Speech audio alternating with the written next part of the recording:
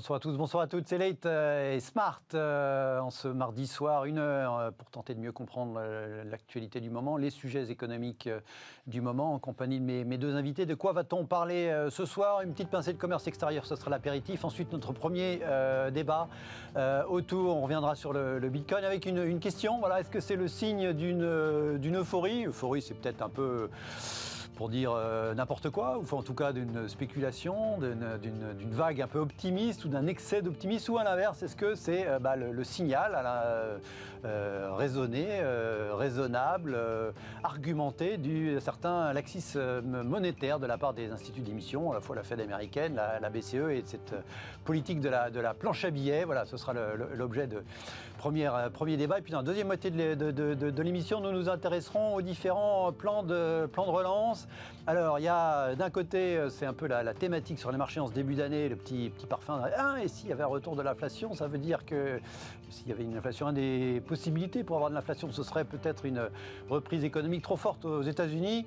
A priori pas chez nous, en tout cas pas tout de suite, avec du coup certaines interrogations sur l'ampleur du plan de relance qui, en Amérique, serait peut-être trop important, trop ambitieux, doté de trop de milliards de dollars. Et puis chez nous, au contraire, certains qui pensent que notre plan de relance, à nous, les 100 milliards, c'est pas assez. Puis à côté de ça, Bercy qui pense que c'est juste bien. Voilà.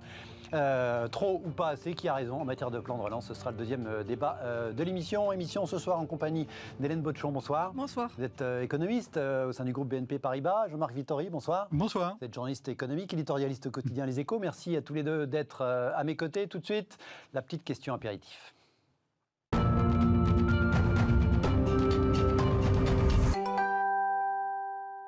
Un peu de statistiques macroéconomiques pour démarrer l'émission. Ce matin est sorti le chiffre de la balance commerciale en Allemagne. Regardez la dépêche de l'AFP. Les exportations allemandes ont reculé de 9,3% en 2020.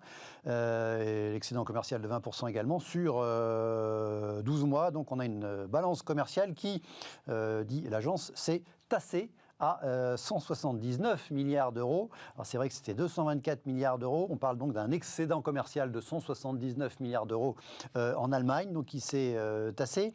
Il y a 2 ou 3 jours, c'était le chiffre de la France. C'est pas un excédent en France, vous imaginez bien. C'est un déficit quasi record à 65 milliards d'euros.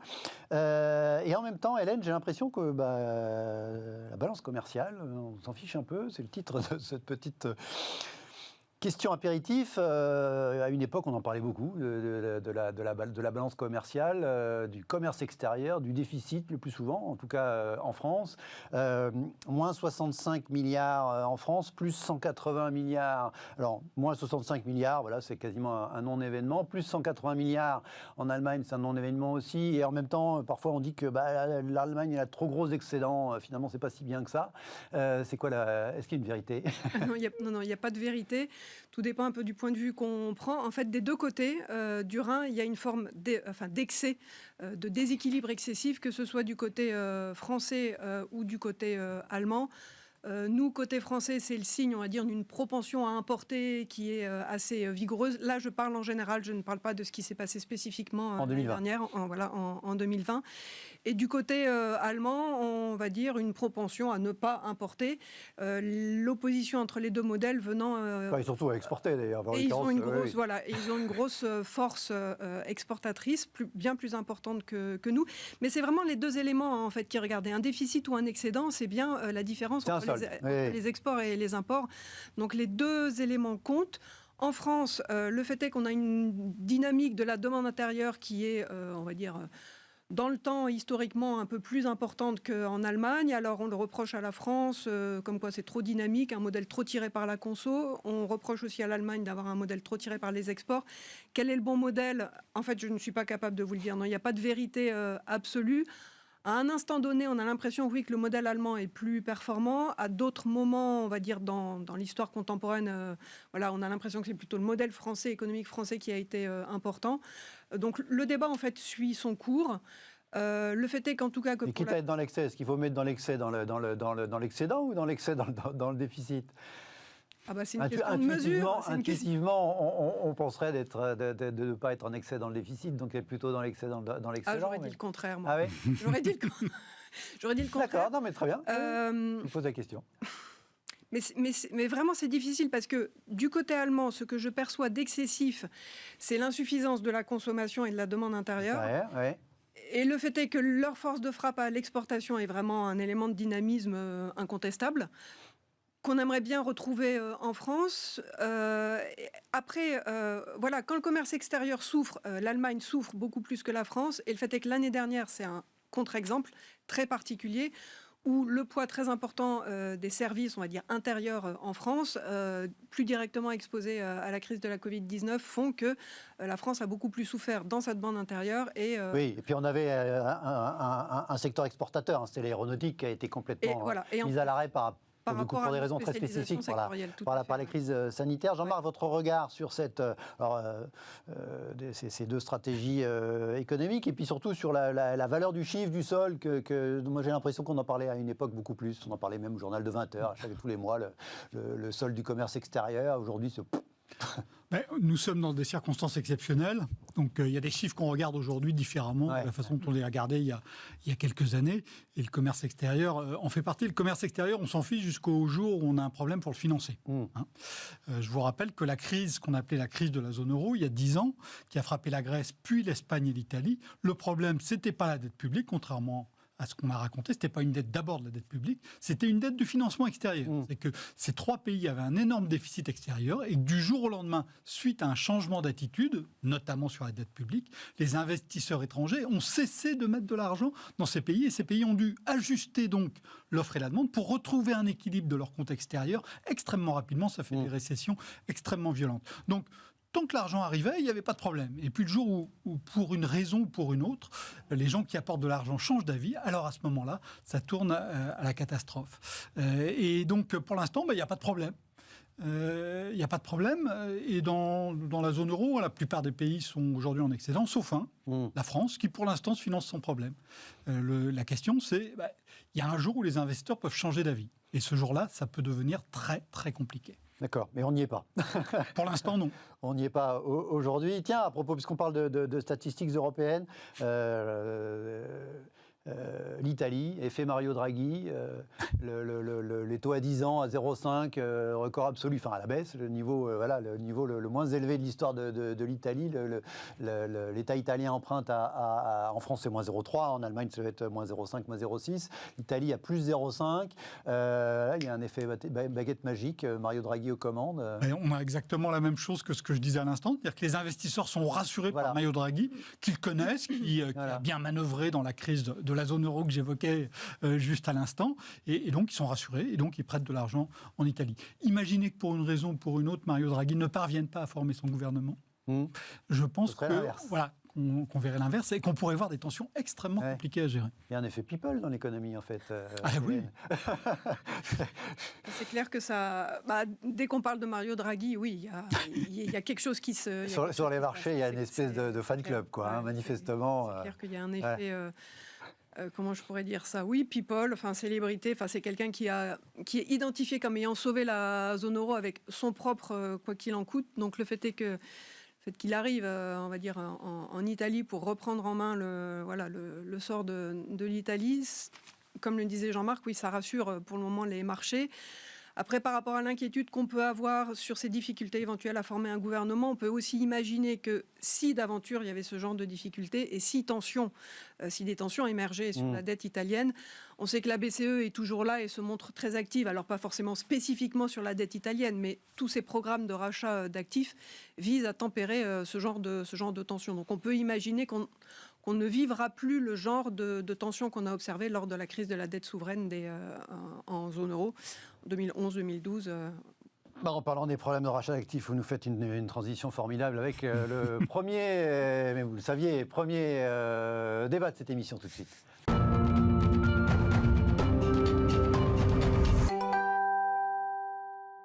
On On parle en effet d'un supposé ou d'un éventuel laxisme monétaire dans ce premier débat pour expliquer, pour commenter. On l'évoquait déjà hier, on l'évoque régulièrement, l'envolée du Bitcoin de ces dernières 24 heures suite à l'annonce. Regardez, papier dans les Échos ce matin, Tesla a fait flamber le Bitcoin après en avoir acheté 1,5 milliard de dollars. Le constructeur automobile qui donc manifestement ne sait pas quoi faire de son argent, ou en tout cas fait des paris avec cet argent, mais à l'image de l'audace de son créateur et président Elon Musk qu'on voit en photo dans le papier, qui donc a fait une fois de plus grimper le Bitcoin d'environ 15 à 20% hier sur cette seule nouvelle. C'est un petit peu tassé aujourd'hui, mais on reste à des niveaux au-delà des 45 000 dollars de cet après-midi heure de Paris, ce qui fait dire à l'agence Reuters dans une dépêche que ça rendait le Bitcoin mainstream, quasiment, avec l'hypothèse évoquée par Tesla qu'on puisse acheter ces voitures, en tout cas les payer en Bitcoin. Et en même temps, je voulais aussi vous faire réagir à ce commentaire de Marc Fiorentino, commentateur, investisseur, conseil en placement dans sa newsletter ce matin. C'est amusant, il nous dit: si on résume, le Bitcoin flanque parce que Tesla en a acheté,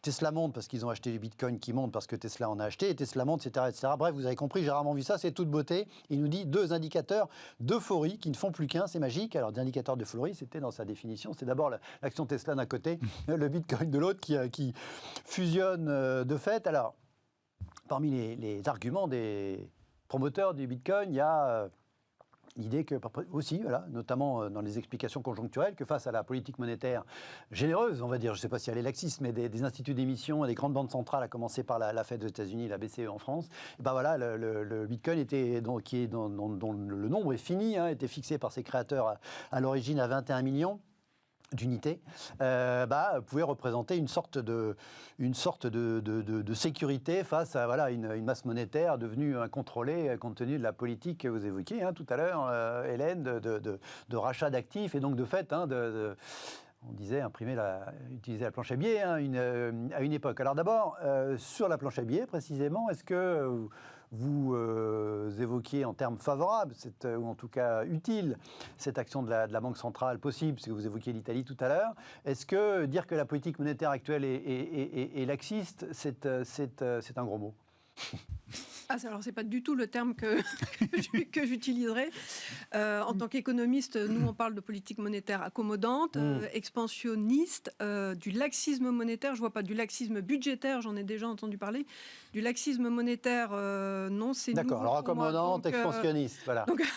Ou trop accommodante, ou trop expansionniste. Alors, effectivement, mais par rapport à l'évolution du Bitcoin, en fait, en toute honnêteté, il m'est difficile de répondre à cette question. Non, mais déjà sur le côté, est-ce qu'on a raison de trouver que en fait, je ne connais pas les ressorts des fluctuations du Bitcoin, les ressorts personne, à part Elon Musk. Comment se forme le cours du Bitcoin, et donc par une simple confrontation de l'offre et de la demande, comme souvent. À ce moment-là, comment raccrocher ça à la politique monétaire, à l'injection de précisément l'idée que au moins on a quelque chose dont on sait que comme l'or, l'or, on a une quantité d'or, même si on trouve un peu d'or chaque année.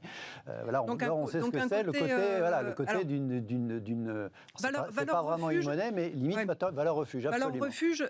De même, j'aurais du mal à employer ce terme pour le moment, pour le Bitcoin. Vous avez employé aussi le terme de sécurité. Ce n'est pas du tout les termes que j'accolerais aujourd'hui au Bitcoin. Pour moi, c'est volatilité, spéculation. Volatilité, c'est sûr, spéculation aussi. Indicateur d'euphorie, voire d'exubérance. Ça aussi, c'est un autre mot qu'on aime beaucoup. Alors, exubérance rationnelle, irrationnelle, ça pareil, je ne saurais pas en fait vous le dire aujourd'hui. J'ai le sentiment d'une forme d'irrationalité quand même, vu les envolées et les sommets atteints par cette sorte de monnaie. Mais en fait, je renverserai la question, si je puis me permettre. Allez-y. Plutôt que quel est l'impact de la politique monétaire sur le Bitcoin, c'est quel est l'impact du Bitcoin sur la politique monétaire. Parce que le fait est que ça a un côté très disruptif, ça pose des millions de questions sur justement la transmission de la politique monétaire et dans quelle mesure ça peut déstabiliser les mécanismes habituels sur lesquels on s'appuie et sur lesquels la politique monétaire s'appuie, dans quelle mesure ça peut déstabiliser les marchés financiers, en fait, la formation des prix en général. Si ça devient une nouvelle monnaie, comment vous la contrôlez, quel type d'inflation ça peut entraîner. Comment vous la contrôlez, c'est toute la raison. Elle n'est pas contrôlée, mais c'est précisément les arguments des promoteurs de dire qu'effectivement, il faut s'affranchir de tous ces États, de ces banques centrales. C'est un projet politique un peu, comment dire... Je cherche mon terme, mais je vais le trouver.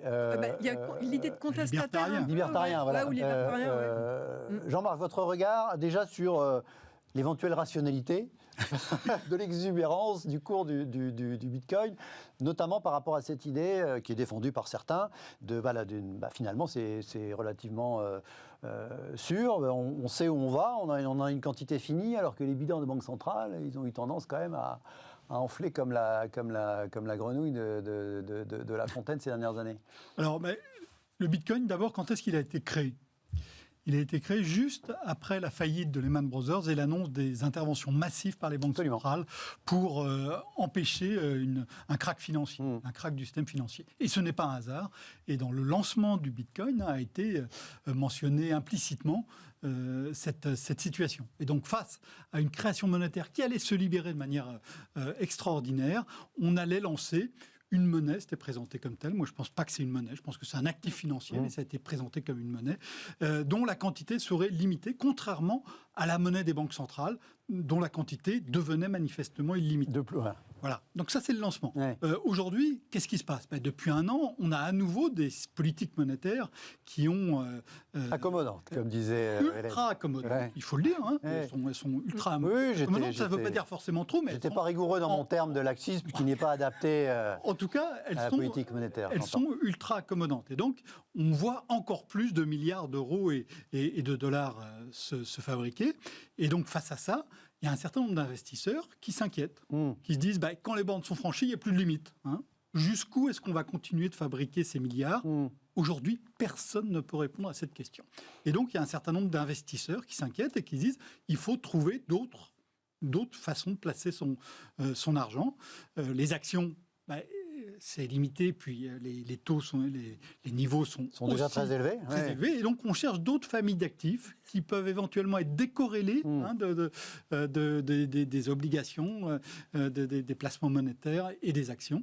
Et donc, il y en a 2 ou 3, et dont les prix, pour l'instant, sont sur une pente très ascendante. Donc, il y a clairement l'or.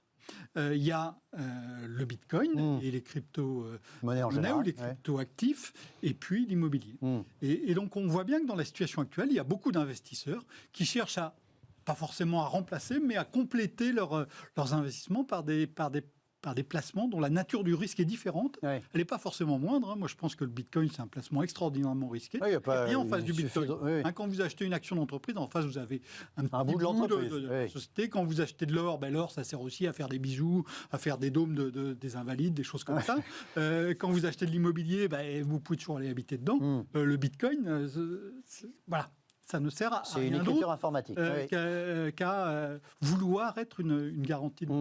Alors en même temps, l'argent, ça vaut la monnaie, elle vaut uniquement parce qu'on croit qu'elle vaut. Voilà.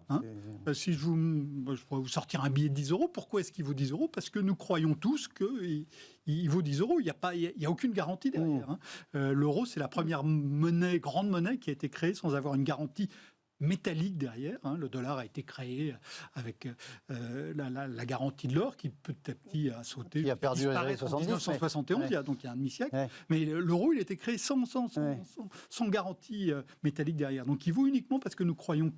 Pour la parole de la Banque Centrale Européenne et des États derrière. Les États derrière. Bitcoin, il n'y a pas les États. Mais si vous regardez le rôle des États, la place des États, vous pouvez dire qu'elle n'a jamais été aussi importante que ce qui se passe actuellement. On peut se dire aussi que sur toute une série de leviers d'action, les États ont beaucoup moins de puissance, beaucoup moins de manœuvres qu'ils n'avaient auparavant. Internet, c'est un instrument de circulation de l'information qui est totalement décentralisé, alors qu'avant, on avait des outils qui étaient complètement centralisés. Il n'y a aucune raison que la monnaie échappe un jour ou l'autre à cette décentralisation générale qui dématérialisation, décentralisation. Déconnexion des institutions. Exactement. Traditionnelles en tout cas. Exactement. Et donc, moi, depuis que j'ai vu apparaître le Bitcoin, j'ai pensé que ça pouvait être une forme de l'avenir monétaire du monde, même si ça ne veut pas dire que le Bitcoin va servir de monnaie. Ça sera un actif. Moi, je pense qu'il va y avoir une diversification des monnaies aussi. Aujourd'hui, la même monnaie sert à la fois à placer, à régler. Et donc, demain, on aura peut-être des monnaies publiques et des monnaies privées, et des monnaies qui servent à placer d'un côté, des monnaies qui servent à faire des transactions, des grosses transactions de l'autre. C'est un petit peu ce que Elon Musk a l'air de dire pour Tesla, parce qu'il dit on pourra acheter une voiture en Bitcoin. Vous pouvez acheter une voiture avec un bout de Bitcoin, acheter une baguette, c'est un peu compliqué. Donc il y aura peut-être des monnaies qui serviront pour des grosses transactions, des monnaies pour des petites transactions.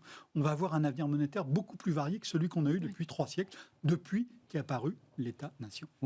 Après, la question, c'est effectivement, parce qu'il y a le Bitcoin, il y a des centaines de crypto-monnaies, hein, tout le monde a le droit d'en créer une, hein, globalement. Après, l'idée, c'est voilà, quelles seront celles, cas échéant, qui s'en sortiront. C'est la plus importante, le Bitcoin, en termes de surface financière, en termes de valorisation, a fortiori avec les cours actuels. Hélène, l'idée que, malgré tout, voilà, ces dépenses, ces centaines de milliards injectés dans les systèmes financiers par les banques centrales puissent petit à petit générer un peu de défiance par rapport à leur valeur, la signature des États derrière, etc., est quand même compréhensible par rapport au volume, par rapport au montant, non ? Alors disons qu'actuellement, un des objectifs des interventions des banques centrales, c'est, on va dire, au contraire, d'alimenter la confiance dans la valeur des titres qu'elles rachètent sur les marchés secondaires obligataires. Ce qu'il y a, c'est que ce serait totalement inédit, comment dire, dans les effets recherchés de ce soutien monétaire vraiment très important. C'est quoi les effets attendus ? C'est stimuler l'activité, stimuler l'emploi et par différents canaux de transmission. Dans ces canaux de transmission, vous avez le facteur confiance, redonner confiance. Donc, ce serait tout à fait, contre-intuitif que ça suscite de la défiance en essayant de susciter de la confiance. Vous avez la recherche du risque. Modifier les arbitrages pour que les gens aillent sur des titres plus risqués pour stimuler le financement que l'épargne se dirige vers effectivement plus l'économie réelle qui par nature est un peu plus risquée qu'acheter un emprunt d'État. Et pas forcément que l'économie réelle, il y a ces fameux effets richesse quand les marchés boursiers augmentent ou quand votre portefeuille immobilier... vous avez l'impression d'être un peu plus riche, donc vous dépensez un peu plus. Donc, et ça peut être donc une impression. Et aux États-Unis, ce phénomène d'extraction des prêts hypothécaires où à mesure que la valeur de votre maison augmentait, vous pouviez emprunter plus.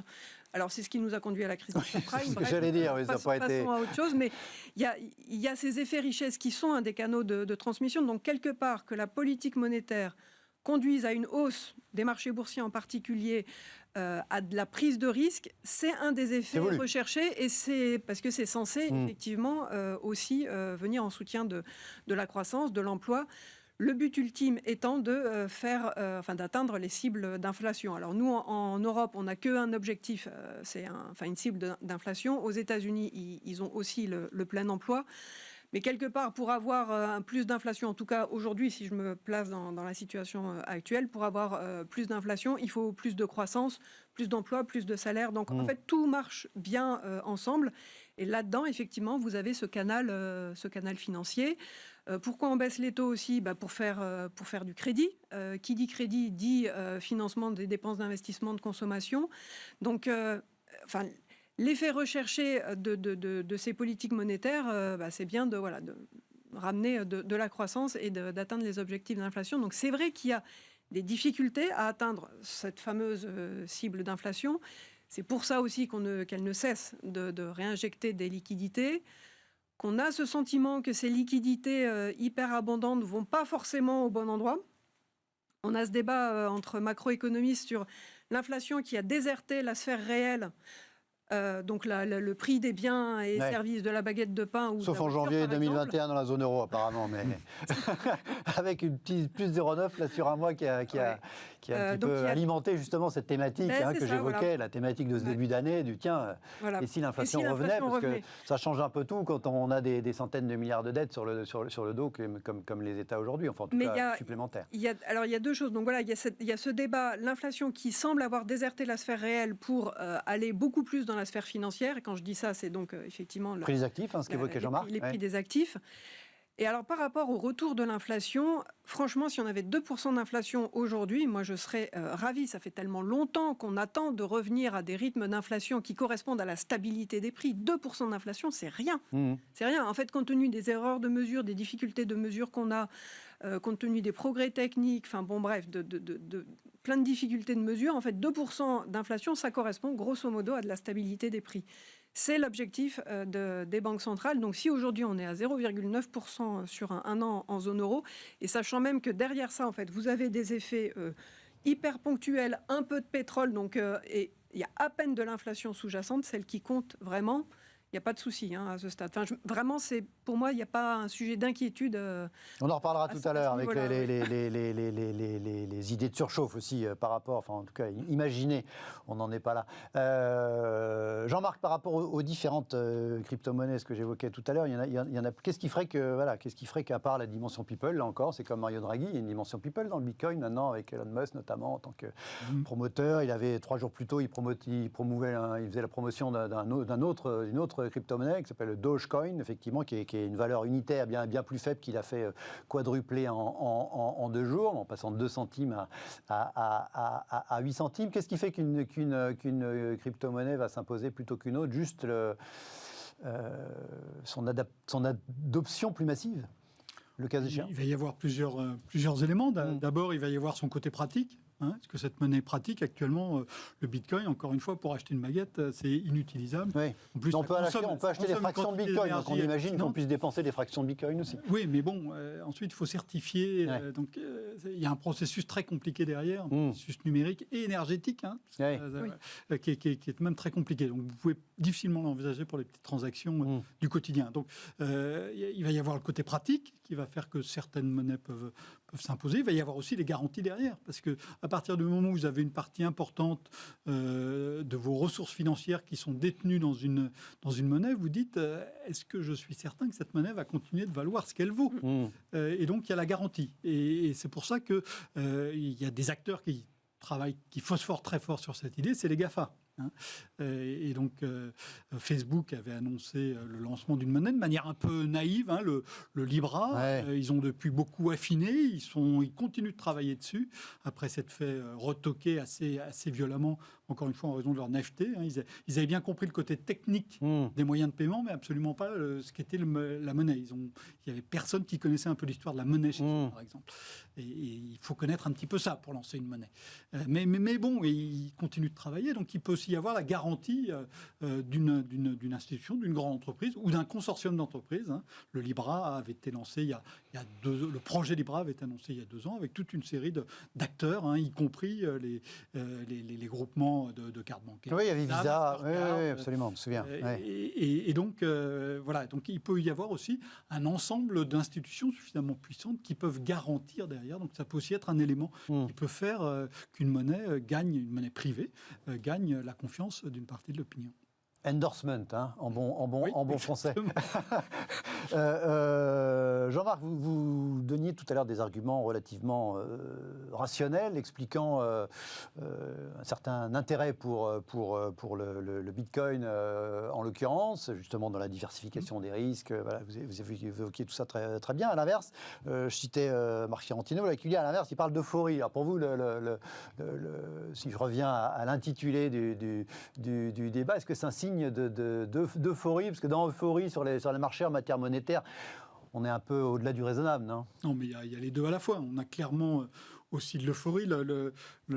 L'image que faisait Marc Fiorentino, moi, ça me rappelait ce qui s'était passé au Japon dans les années 1980. Au Japon, dans les années 1980, l'immobilier grimpait très très fortement et les acheteurs d'immobilier apportaient en garantie des actions. Et les actions augmentaient très fortement parce que les acheteurs d'actions apportaient en garantie de l'immobilier. Donc c'était auto-alimenté. On a eu une échelle de perroquet et puis tout ça s'est effondré. D'un coup, le 29 décembre 1989, tout plaf. Et le Japon n'est toujours pas sorti de la situation de déflation dans laquelle il est rentré à ce moment-là. Donc, bon, il y a 30 ans maintenant. Voilà. Il faut faire attention. Et puis la situation actuelle, elle me rappelle un petit peu l'histoire du monsieur qui a vendu son chien à 3 milliards de dollars. Il dit, il est très content parce qu'il est très heureux, il est euphorique. Allez-y. 3 milliards de dollars. Et son ami lui dit, mais c'est pas possible, tu n'as pas pu vendre ton chien 3 milliards de dollars. Il dit, si, je l'ai échangé contre 2 chats à 1,5 milliard. Ce sera temporairement le mot de la fin. On va parler plan de relance dans la deuxième moitié de l'émission. Là encore, voilà, est-ce que ces plans de relance sont trop ambitieux ou pas assez? Restez avec nous, on se retrouve dans un instant.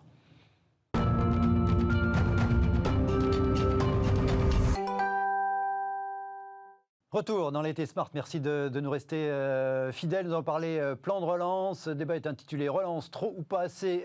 Qui a raison? Regardez, voilà, 2 papiers dans les Échos. Je renvoie hommage aux Échos, représentants des Échos à cette table. C'est les Échos. Des économistes, donc ce sont des papiers de ce matin, des économistes pointent les risques, regardez, d'un plan de relance surdimensionné aux États-Unis, le fameux plan de relance de 1 900 milliards de dollars qui est proposé par l'administration Biden, qui est encore loin d'être voté, mais que globalement est présenté. Il a franchi une toute petite étape il y a 2 jours. Et puis voilà, il y a quelques voix discordantes. Regardez ce tweet, c'était à 3 jours, d'Olivier Blanchard, ancien chef économiste du FMI, qui dit effectivement, je suis d'accord que vaut mieux too much que too little. Ça, il fait allusion à ce qu'a dit Madame Yellen, qui dit vaut mieux trop que pas assez, précisément, en commentant son plan de relance.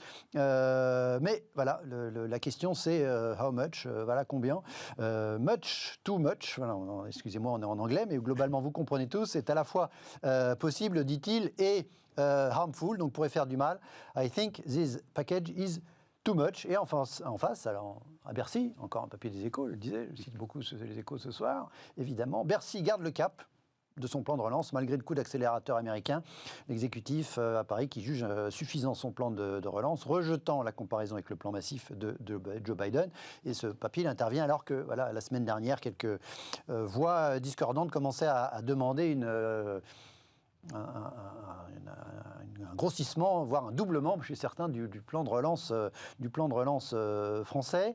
Est-ce que déjà la comparaison, selon vous, est pertinente ou pas? Hélène, les 100 milliards du plan de relance estampillé France Relance et les 1900 milliards du plan Biden qui s'ajoutent aux 900 milliards du mois de décembre, qui s'ajoutent aux 3000 milliards en 2 fois du printemps 2020 aux États-Unis. Si vous faites cette addition-là côté américain, à ce moment-là, il faut faire la même côté français. Et à France Relance, il faut ajouter les mesures d'urgence, de soutien, qui se montent à, j'ai un trou tout d'un coup, on va dire 500 milliards d'euros, tout compris. Les mesures, on va dire, type chômage partiel, dépenses supplémentaires de santé, fonds de solidarité, report de charges, exonération de charges, etc. Et tout ce qui est PGE, et PGE, oui, prêt garanti par l'État, pardon. Qui pour l'instant n'a pas de coût, il y a une enveloppe qui a été provisionnée à hauteur de 6%, je crois. Alors, je n'ai pas tout le détail en tête des plans américains. C'est vrai qu'ils n'ont pas forcément recouru, comme nous, au mécanisme du PGE. La nature, en tout cas, des mesures, c'est certain, n'est pas vraiment comparable des 2 côtés de l'Atlantique.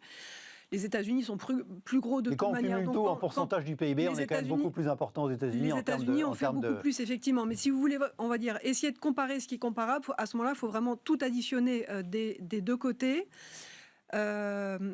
Après, il faut voir effectivement ce que contiennent ces plans, à quel type de problème ils répondent. Une des réponses, qui a été faite d'ailleurs côté français par Bercy, me semble-t-il, c'est de dire oui, mais côté US, ils n'ont pas franchement les mêmes filets de sécurité que nous en Europe. Donc, entre guillemets, le fait de devoir soutenir plus directement et plus massivement les revenus des ménages américains avec des envois de chèques directs, si j'ai bien compris. C'est pour compenser cette faiblesse des filets de sécurité aux États-Unis. Surtout je vais vous poser la même question que sur la politique, sur le commerce extérieur. Est-ce qu'il vaut mieux être too much ou too little, sur un plan de relance? Quel est le plus risqué? Quel est le plus efficace? Ça dépend. Donc ça, c'est une réponse d'économiste. On one hand. Voilà, on one hand, et de l'autre. Tant que vous faites en même temps entre les 2, ça passe. Voilà, exactement. Je vais prendre l'exemple du marché du travail. En fait, ça dépend du fonctionnement de votre marché du travail. Côté États-Unis, le choix, on va dire, qu'ils ont fait, et l'absence, on va dire, d'un dispositif type chômage partiel. Ça marche, entre guillemets, dans le sens où, en en phase de reprise. Le marché du travail américain est réputé flexible, dynamique et il repart. Très réactif dans les deux sens. Voilà, il est très réactif dans les deux sens. Nous, en France en particulier, on va dire en Europe en général, mais je préfère me concentrer sur la France, on n'a pas cette même flexibilité et réactivité comme vous dites. Donc en France, il paraît 10 000 fois plus judicieux de préserver le capital humain, d'aider à la rétention de la main-d'œuvre, parce qu'on n'a pas, cette symétrie dans la réaction à la baisse et à la hausse. Donc ça justifie les dépenses de chômage partiel, hein, notamment. Donc ça justifie pleinement les dépenses de chômage partiel. Et puis en introduction, on parlait de l'Allemagne et sur le thème, le modèle allemand, ça marche bien, force de frappe à l'export et tout ça. Ils ont un dispositif de chômage partiel qui est réputé très bien marché, qui a fait ses preuves pendant la crise de 2008-2009. Et qui nous a inspiré cette fois-ci. Donc non, je pense qu'en Europe, avoir des dispositifs de chômage partiel boostés comme on l'a fait est vraiment pertinent par rapport au fonctionnement de nos marchés du travail. Alors c'est vrai que probablement que dans la phase de reprise, on va créer moins d'emplois que les États-Unis. Après, les États-Unis, c'est vrai qu'ils en ont créé beaucoup des emplois, mais ils conservent encore un déficit d'emploi colossal. Donc en gros, les États-Unis, ils étaient à 3% de chômeurs avant la crise, ils sont montés à 14 en 2 mois. Et ils sont encore à 6,3 dans les chiffres de la fin de semaine dernière. Je reviendrai vers vous pour savoir s'il faut plus que 100 milliards sur France Relance. Jean-Marc, votre regard sur le côté trop ou pas assez et la comparaison ou pas entre les deux côtés de l'Atlantique. Oui, non, je voudrais commencer par la comparaison, parce que quand on regarde de combien les déficits publics se sont aggravés l'an dernier. Quand on regarde les pays, donc j'ai pris les chiffres d'une banque concurrente de celle d'Hélène, elle ne m'en voudra pas, mais donc États-Unis plus 9%, Royaume-Uni plus 11%, France plus 8%, Allemagne plus 9%, Espagne plus 10%, Italie plus 9%. C'est dans un mouchoir de poche. En gros, les déficits publics se sont aggravés de 10 points de PIB l'an dernier, quels que soient les outils employés. Donc on peut se battre, on peut dire les Américains ils ont fait beaucoup plus. Non, quand on regarde ex post, les résultats sont. Alors c'est pas un mouchoir de poche, mais les chiffres se tiennent, quoi. C'est cohérent entre les uns et les autres. Voilà, on n'a pas des différences absolument majeures d'attitude sur la politique budgétaire l'an dernier face à une crise exceptionnelle. La question se pose sans doute davantage pour 2021, avec effectivement une relance budgétaire qui semble extrêmement abondante, qui est annoncée aux États-Unis. Je dis qu'il semble, parce que je vous rappelle que le Congrès... Oui, c'est pas gagné. C'est ce que je disais, c'est pas voté. C'est-à-dire que les 1 900 milliards, on est déjà pratiquement certain que ça ne sera pas 1 900 milliards. Ça sera sensiblement moins, parce que les Républicains ont un pouvoir de blocage avec les filibusters. Voilà. Et donc, ils sont sensibles à cette question, notamment de tout ce qui touche à la dépense publique. Et donc, ils vont bloquer. Ils vont faire beaucoup moins. Et en Europe, ce qui va jouer, c'est les stabilisateurs automatiques. On a des États qui sont qui pèsent davantage dans la production qu'aux États-Unis. Et donc, quand l'activité est molle, il y a moins de recettes, il y a plus de dépenses. Et donc, ça, on ne peut pas le voir maintenant. Il faudra le voir en fin d'année. Et là, on verra que les écarts sont sans doute beaucoup moins spectaculaires que ce qu'on nous présente aujourd'hui. Alors pour l'instant, les États-Unis, est-ce qu'on va vers le too much ? C'était intéressant que ce soit Olivier Blanchard qui soulève ce point, puisque c'est plutôt une colombe d'habitude, c'est pas un faucon quand on prend les grandes catégories. Oui, il me fascine parce que c'est un économiste qui continue de réfléchir et qui adapte son raisonnement en fonction de ce qui se passe, ce qui n'est pas si fréquent. Et donc lui, il a dit finalement le déficit public et la dette publique, on peut aller beaucoup plus loin que ce qu'on croyait. Et il a dit avec force depuis 2 ans. Et ça a provoqué beaucoup de débats dans toute la communauté internationale, je crois qu'on peut le dire.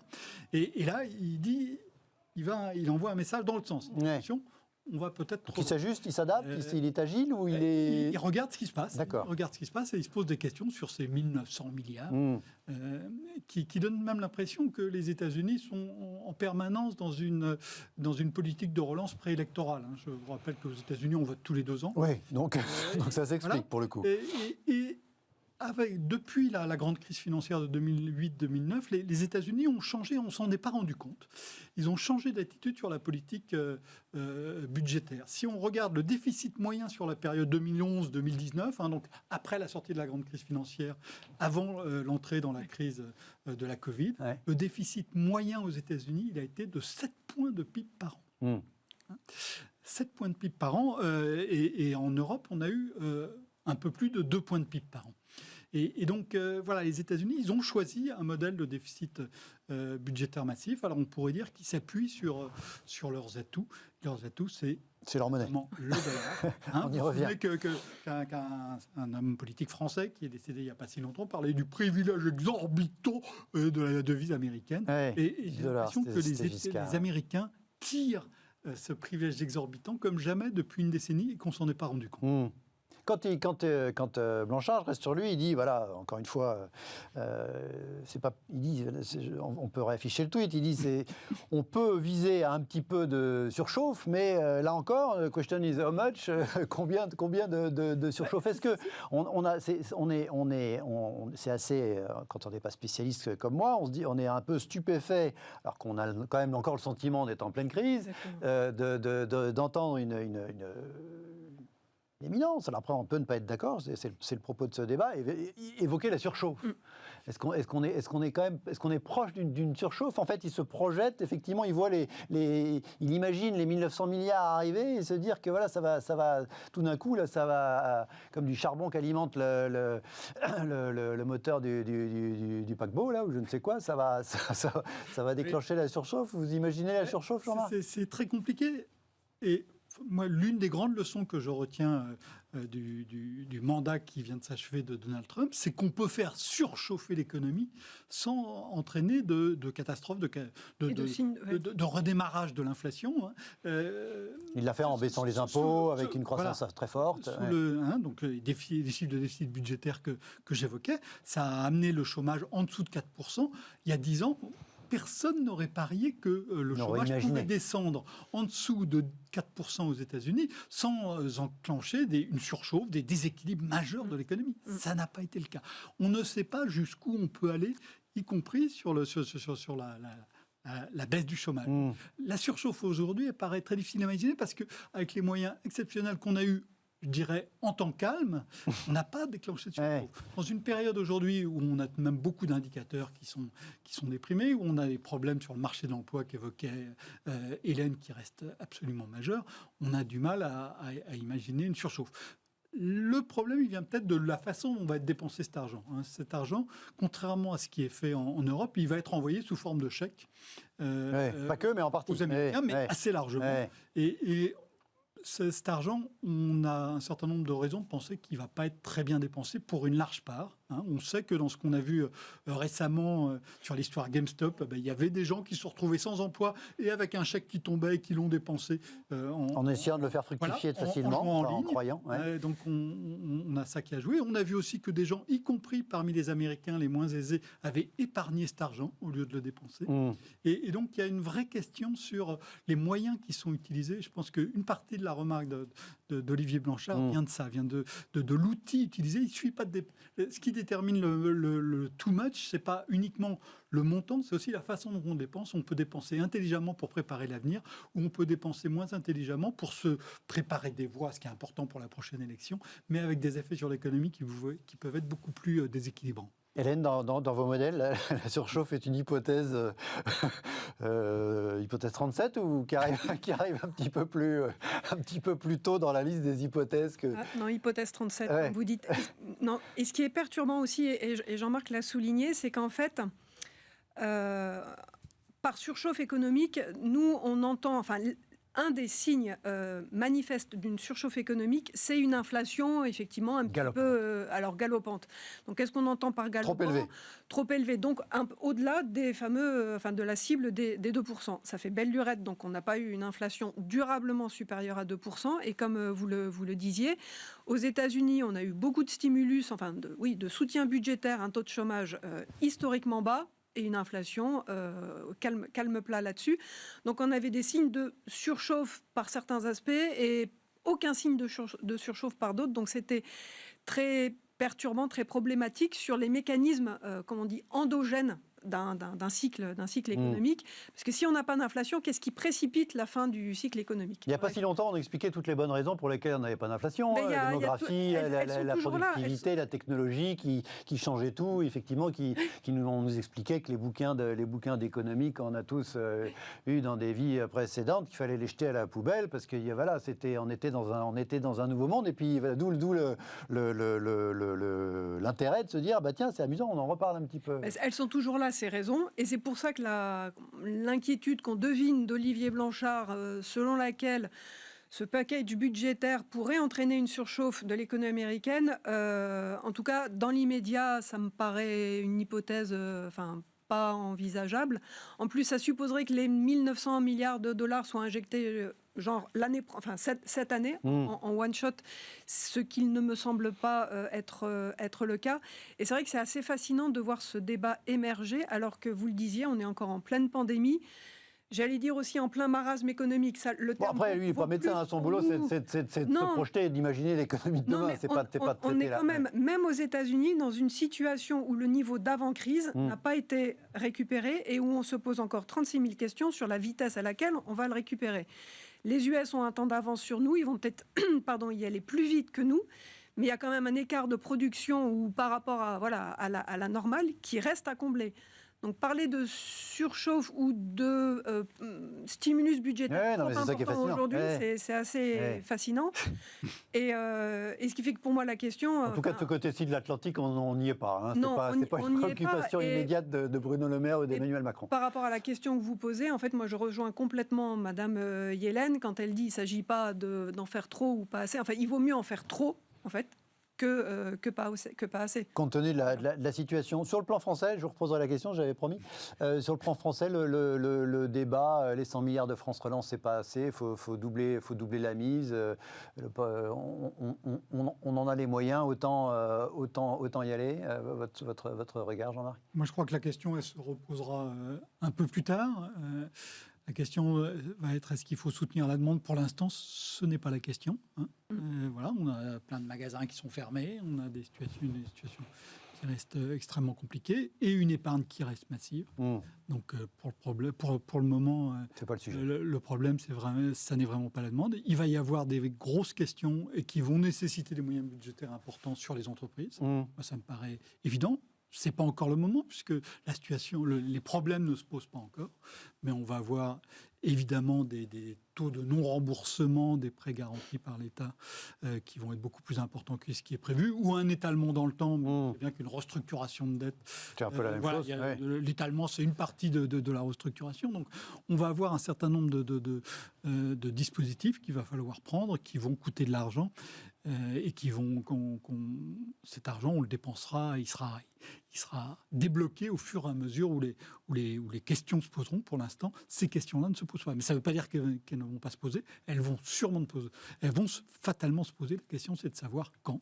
C'est quand la situation sanitaire se débloquera qu'on va voir un certain nombre de problèmes économiques réapparaître et qu'il va falloir y affecter des moyens budgétaires importants pour éviter une catastrophe, des faillites massives d'entreprises, des millions de personnes sans emploi. Est-ce que ça veut dire, Hélène, que le débat aussi sur le plan de relance européen, il traîne, ça n'arrive pas, etc., il n'est pas non plus pertinent dans la mesure où ce n'est pas le sujet, puisque c'est un plan de relance, ce n'est pas un plan de soutien, pour le coup, qui doit s'étaler sur plusieurs années également, que l'argent arrive dans 3 ou dans 6 mois, ce n'est pas un sujet non plus, compte tenu de ce que nous dit Jean-Marc à l'instant ? Le fait est que là, quand même, si ça pouvait finir par arriver, ce serait au moins le signal d'un meilleur fonctionnement de l'Europe. Donc, il n'y a pas une extrême urgence dans la mesure où il y a les mesures de soutien, si on parle que de la France, les mesures de soutien qui sont déjà existantes et qui apportent un soutien budgétaire quand même assez important à l'activité économique.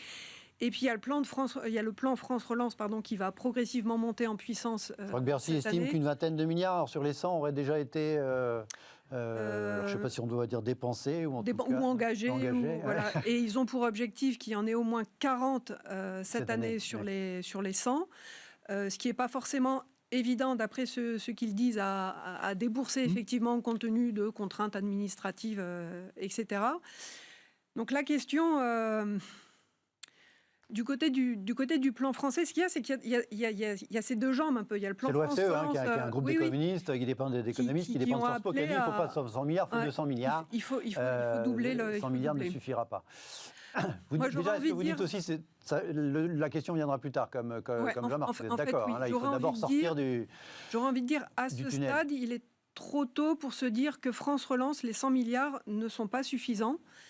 Et puis, la finalité de ce plan, elle est très particulière, elle est complémentaire des mesures de soutien et ça complète ce qu'a dit Jean-Marc sur le volet demande et le volet offre.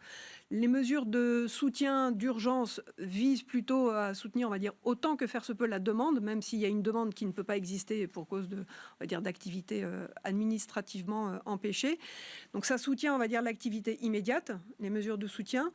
On sait que celle-ci, le gouvernement est prêt à en accroître les moyens si nécessaire. C'est ce qu'il fait depuis le début de la crise. Le renouvellement de l'engagement du quoi qu'il en coûte. Exactement. Sur ce sujet précis. Et ça, très concrètement, ils n'ont pas fait défaut là-dessus. Dès qu'il y a un soutien supplémentaire à apporter, il est apporté. Donc ça, on va dire, c'est pour le court terme, c'est pour l'immédiat. C'est plutôt, on va dire, axé sur la demande. C'est difficile de dire ça parce que c'est un soutien d'urgence. Et le plan France Relance, il a une finalité complémentaire, c'est préparer la croissance de demain. Donc, comment évaluer l'enveloppe actuelle de 100 milliards? Est-ce que c'est suffisant, pas suffisant? J'aurais envie, entre guillemets, de botter un peu en touche. Attendons de voir peut-être les premiers effets. Pour voir si effectivement en 2021, les aspects rénovation énergétique, les différentes mesures de soutien à l'emploi qui sont celles dont on peut imaginer qu'elles joueront le plus rapidement à court terme. L'effet de la baisse des impôts de production, c'est quand même un montant hyper important qui a été injecté là en janvier 2021 dans les comptes des entreprises. Attendons de voir un peu quel effet ça produit. C'est 10 milliards, c'est ça C'est 10 milliards, effectivement. Alors, dans un contexte hyper particulier, mais si ça peut aider un peu la trésorerie des boîtes et pas forcément immédiatement soutenir leurs projets d'investissement, leur croissance à long terme, so what. Enfin, ce qui est important, c'est de soutenir la trésorerie, là. Donc, voilà, peut-être avant est-ce qu'on peut dire, d'augmenter le plan... Pour conclure sur ce débat, est-ce qu'on peut dire qu'en tout cas en France, compte tenu d'une échéance électorale au printemps 2022, on peut imaginer que globalement, il y a plus de chances qu'on soit too much que too little, compte tenu de Jean-Marc, vu le contexte politique, il y a quand même peu de chances que l'État se restreigne. Oui, mais c'est ce que je disais, je pense que les sommes seront débloquées et sans compter de trop près au fur et à mesure que les problèmes se poseront. Et effectivement, le contexte politique est une raison de plus de penser ça. Est-ce que le débat qu'on n'a pas abordé ce soir volontairement, parce qu'on l'a déjà fait, on le refera, sur le remboursement ou l'annulation de la dette, vous l'imaginez prendre de l'ampleur également dans ce contexte politique au sens électoral du terme d'ici, j'allais dire 18 mois, mais ça fait moins de 18 mois maintenant, ça fait plutôt une grosse année que 18 mois. Ce sera ma dernière question à tous les deux. Hélène ? En fait, moi, je ne vais pas répondre tout de suite à votre question. C'est pour rebondir sur contexte préélection. Est-ce que lâcher les vannes, ça dépendra aussi de l'état du débat en Europe, puisque aujourd'hui, on va dire, les différentes règles de discipline budgétaire ont été mises de côté. Si j'ai bien compris, on doit réévaluer à l'été 2021. Est-ce qu'on prolonge la mise de côté ou est-ce qu'on commence à penser à un début de réduction des déséquilibres budgétaires? Donc, selon l'état du débat européen, ça pourrait influer aussi on va dire la nature des débats en France, et y compris, oui, celui sur la soutenabilité de la En même temps, même quand il y avait la règle des 3%, ça n'empêchait pas de temps en temps d'être en infraction. D'être en infraction. Alors après, si vous étiez en infraction, vous étiez en procédure de déficit excessif. Enfin, il y avait quand même une surveillance, un peu de pression, un carcan. C'est vrai que pour la France, on va dire, les marges de manœuvre budgétaires ne sont pas indéfinies. Mais face à ça, vous avez le soutien de la politique monétaire qui fait que les taux d'intérêt sont bas. Donc la question de la soutenabilité de la dette, à ce stade, dans l'immédiat, elle ne se pose pas. La dette est soutenable. Les taux sont bas. La croissance, aussi basse soit-elle, enfin je ne parle pas de 2020, la croissance aussi basse soit-elle, elle est quand même plus élevée que les taux. Donc en termes de dynamique de la dette, c'est tout à fait favorable. Mais viendra un temps, c'est certain, où la question de, on va dire, de la résorption des déséquilibres budgétaires au moins de la stabilisation du ratio de dette publique français se posera, et ça sera probablement un thème de la campagne présidentielle. Oui. Ça n'a jamais été. François Bayrou avait essayé, à une époque où il était non pas soutien d'un candidat, mais il était candidat lui-même, de mettre la question de la dette publique dans une campagne électorale. Ça n'avait pas vraiment pris, même s'il avait continué. À l'époque, il n'avait pas fait un score affreux d'ailleurs. Mais est-ce que vous imaginez, vous aussi, que ce sera un des thèmes de campagne, la dette, Jean-Marc ? Je pense que la question de l'annulation de la dette publique va être un merveilleux thème pour des candidats aux accents populistes. Ça me paraît assez logique, en ne voyant peut-être pas qu'un refinancement perpétuel de la dette par la Banque centrale, c'est équivalent. C'est économiquement équivalent. Donc je pense que ça va être je pense que certains candidats vont s'en emparer et que ça va pas... Malgré que ça soit un sujet un peu compliqué au fond, finalement. Oui, mais c'est quelque chose de magique. Ouais. Hein, voilà, on doit de l'argent, puis demain, on ne le devra plus. Et il suffit de le décider. C'est merveilleux. Et donc, ça va plaire. Ça va plaire. Il va falloir faire un petit peu de pédagogie, de raisonnement, d'explication derrière. Sachant qu'il y aura un contexte d'emploi vraisemblablement compliqué. Hein. Oui, bien sûr. Suggériez, on imagine que dans un an, la situation de l'emploi sera plutôt moins bonne qu'aujourd'hui. Mais la vraie question derrière, c'est qu'en matière de finances publiques, par rapport à ce qu'on croyait il y a 5, 10 ou 15 ans, vous évoquiez tout à l'heure sur l'inflation, il faut jeter tous les manuels. Sur la question de la soutenabilité de la dette publique... c'est la même chose, voilà. Oui. Enfin, en tout cas, dans certains propos, c'est... On a franchi des bornes et maintenant, on ne sait pas où est la limite. Et l'honnêteté, moi, ça me paraît être... De reconnaître que... On ne sait pas où est la limite. Et il y en a fatalement une. Hein. On peut pas... Sinon, on arrêterait de lever l'impôt. Hein. On serait tous dans nos chaises longues avec la Banque centrale qui ferait tourner la machine à billets. Rappelons que c'était 60%, la dette sur PIB. Hein. On est à 120 en France. Donc, il y a forcément une limite. Et cette limite, on ne la voit pas. Je dirais à ce stade, par rapport à la limite, je dirais au moins la capacité à servir la dette, enfin à payer la charge d'intérêt. Et aujourd'hui, en France, il y a quand même cette énorme particularité où le stock de dette augmente et la charge d'intérêt en pourcentage du PIB diminue à la faveur de la baisse des taux. Donc on a un mouvement, en sens inverse, une dette qui s'accroît et un service de la dette qui diminue en proportion du PIB. Et je dirais que tant que ce service de la dette peut être assuré, il y a une soutenabilité au moins à court terme. On est à 1,5, on va passer sous les 1% l'année prochaine, où effectivement de services en France du PIB, alors que c'était 3-4% effectivement du PIB auparavant. On s'est emballé, il n'y a pas d'after ce soir, c'était passionnant, on est resté sur les deux thèmes. Merci à tous les deux, merci à vous de nous avoir regardés, on se retrouve demain, même heure sur Bismart. Bonne soirée.